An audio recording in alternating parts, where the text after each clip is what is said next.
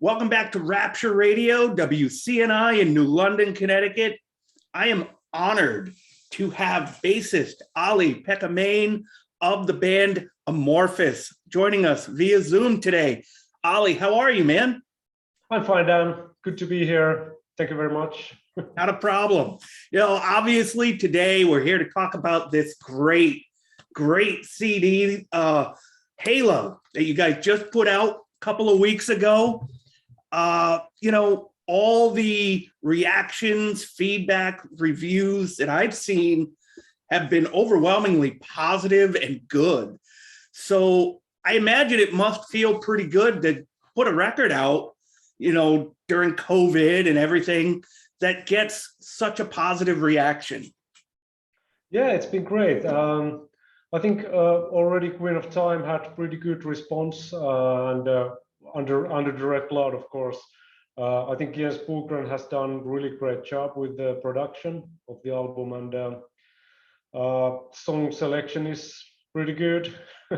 And Yeah. naturally the production generally. We did it, I guess, a year ago. I tracked my bass to the album, and Jan did the drums around the same time, and the process took about maybe 6 months in all, which was a little bit longer than with the Queen of Time. Due to the COVID situation, it was impossible to travel to Sweden in order to make it in Jens Bogren's studio. So we had to do it here and there. So it took a little bit long time, but still it was a little bit refreshing also to being able to work with different engineers and in the different studio near to home. And it was kind of a relaxed session anyway. So maybe you can hear it from the album. I don't know. Yeah. But the sound is pretty organic in my opinion, and yeah, it's a natural continuation to Queen of Time album. So I'm pretty happy with it. Yeah. Did COVID? I mean, obviously you weren't able to go to Sweden the way you wanted to, but as far as the actual recording, did you have to do anything differently because of COVID? Do you normally all get together and jam things out, or how did this recording differ from like Queen of Time? Yeah, well, as a band, it didn't affect us that much because we all just could work together in rehearsing place, and in the studio we did the basic tracks live before we started to do the overdubs.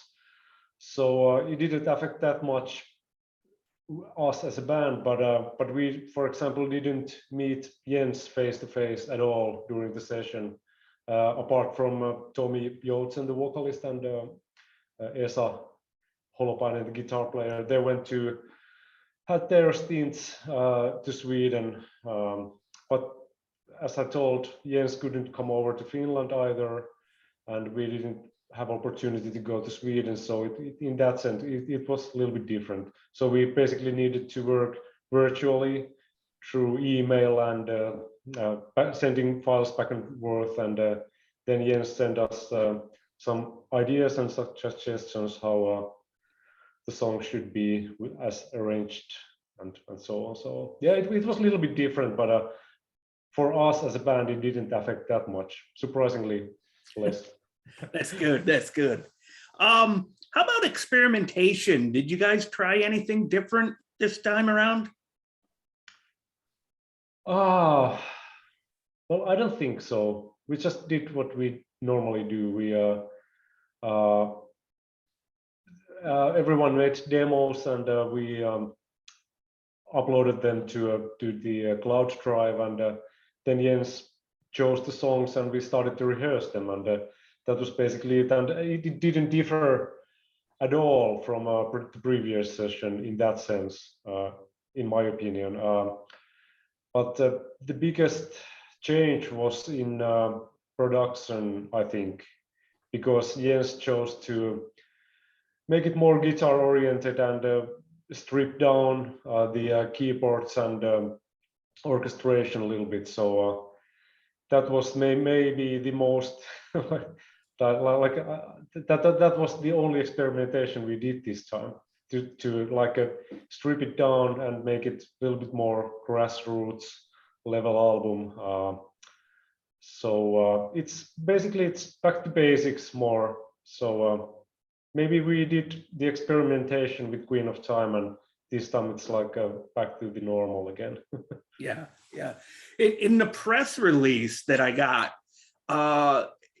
it mentioned you had 30 songs ready to go, and you turned those in, and then it got chopped down to 13 for the final release. Is that true? 30 songs? I guess we had like 27 songs, but anyway, yeah, there was plenty of material for the recording session, because there are like everybody has had something to say. Okay. In the beginning. So, but again, there's enough to do with 13 songs already. So it's only good that Jens made the decisions and chose the right songs and made the correct whole for the album. So it's kind of it's a good thing that we don't need to argue about those things as a band, because it's kind of stressing to because everybody loves their own material anyway. So they're defending their own things. So it's better to have someone outsider to have objective look on the material, because it's his production anyway, and he needs to make the albums sound like a good whole. Yeah. Was there any pressure with this record? I mean, Queen of Time was, like we discussed, so well received.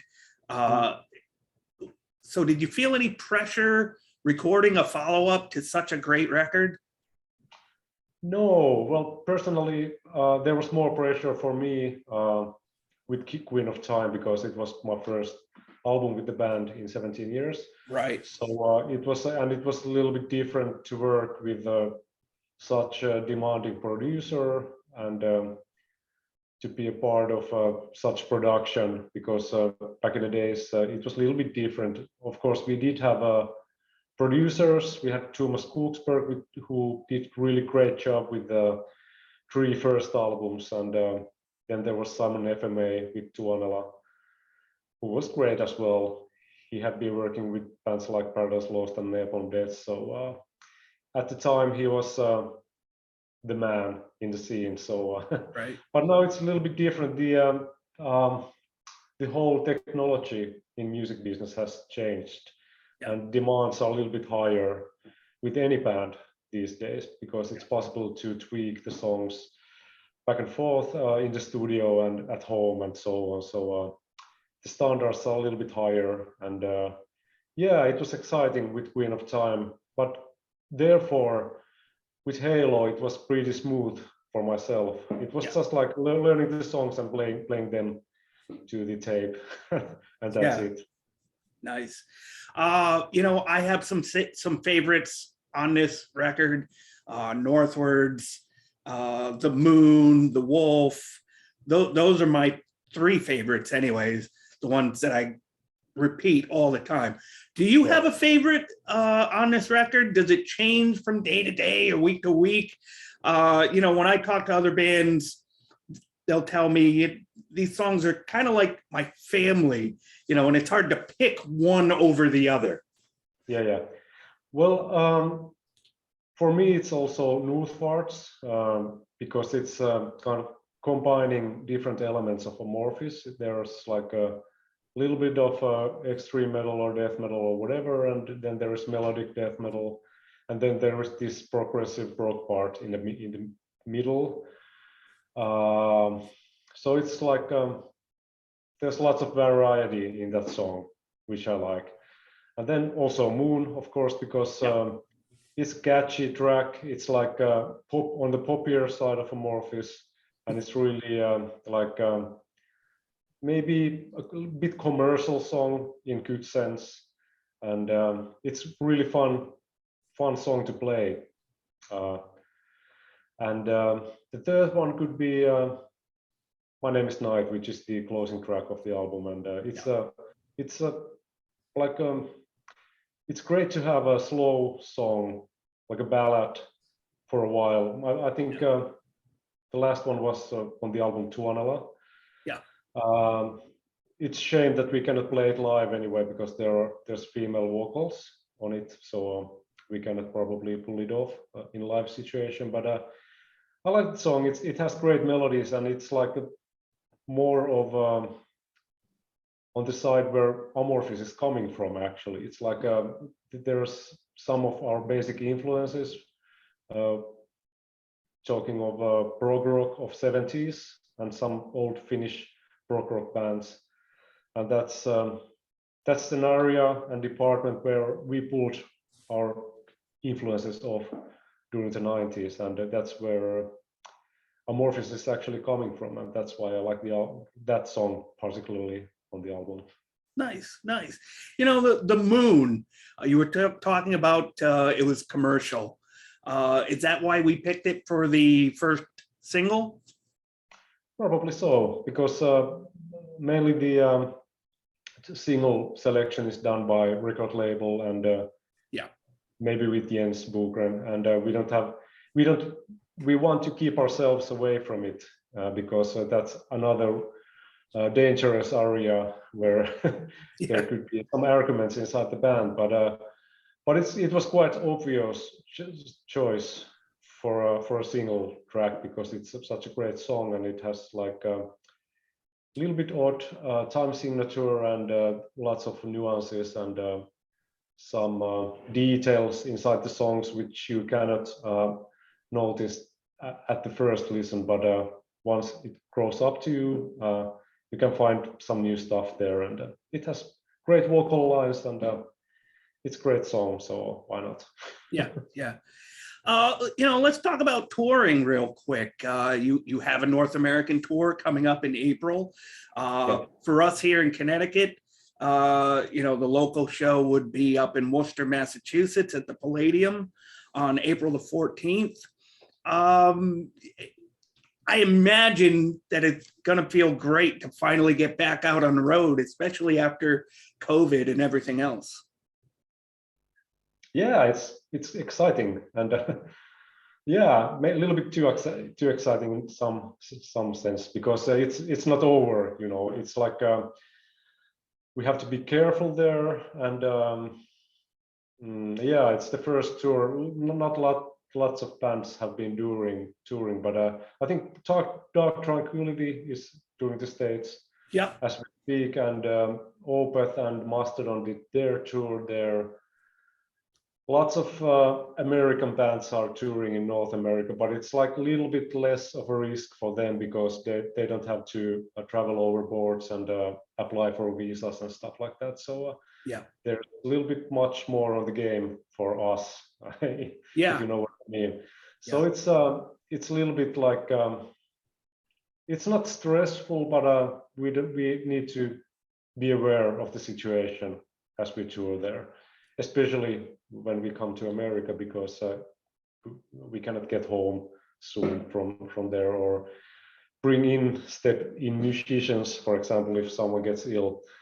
But anyway, it's really like I'm stoked to come over. It's like great to play to live audiences for a long time, and yeah, it's good to open the touring cycle from the States and Canada, because that gives a little signal that we probably will have another tour there with Halo at some point, but let's see about that. It's impossible to tell, but anyway, yeah, it's going to be great, and looking forward to it.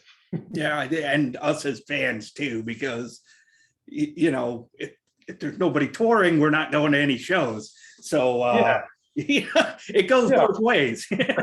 But it's happening. It's great. Yeah, excellent. Let's talk about a set list. You know, obviously, great record, Halo. You're immensely proud of it, and I'm sure you want to showcase that record. But then you've got basically 30 years of material to go through. Yeah. Have you talked about a set list? Is it going to be balanced? Is it going to be, more geared towards Halo? Have you decided that yet? Well, I think we have some kind of selection of songs which we will play from Halo album. Not necessarily all in one set, but we rehearsed maybe 6 tracks from the album. But as you said, we have like 3 decades, a history and a huge back catalog, and there are always fans from each eras of the band, and so it's like natural thing that we will play something from each era, not necessarily from each album, but we try to balance the set between the old school material and the newer one and the mid era as well. So yeah, it's always difficult thing because there are always old school fans and there are new fans, so it's a little bit hard to please everyone, but at least we try to please ourselves with the set and probably and hopefully some of the audience as well. Yeah, absolutely. One last question for you. I try to ask everybody this. What do you see as the future of touring? Do you think it's going to change, or has it changed? Do you think it will ever get back to normal where you're not going to have to worry about COVID or any of that? How do you see touring in the future as we go down the line? Yeah, that's a good question. I don't know. It's like I think eventually it will get better and it will open up, and you don't need to have any protection. Yeah, right. In the end of the day, but yeah, I think it has changed already a little bit. Maybe the ticket prices are climbing a little bit higher because there are more expenses for the tours, and and I think the prices tend to stay where they are climbing. After all, so maybe the promoters won't lower the prices when the epidemic is over. So that's one thing, and hopefully people will take care of hygiene better in the future. That's something I wish that would stay. People would wash their hands and stuff like that. But yeah, it's really hard to predict like what will happen with touring, but I think it will get back to normal at some point. Maybe 1 or 2 years it will be as it was. So let's see, and cross our fingers. Yeah, absolutely. Olli-Pekka Main, bassist for the band Amorphis. Great record, Halo. Thank you so much, Olli, for taking a couple minutes out of your day to join us. Please stay safe, stay healthy, and can't wait to see you out on the road. Same to you, Dan, and everybody who's listening. Stay healthy and see you at the gigs. All right. Yeah. Peace. Yeah. Take care of yourself. All right. Yeah. Same to you. Bye. Bye-bye.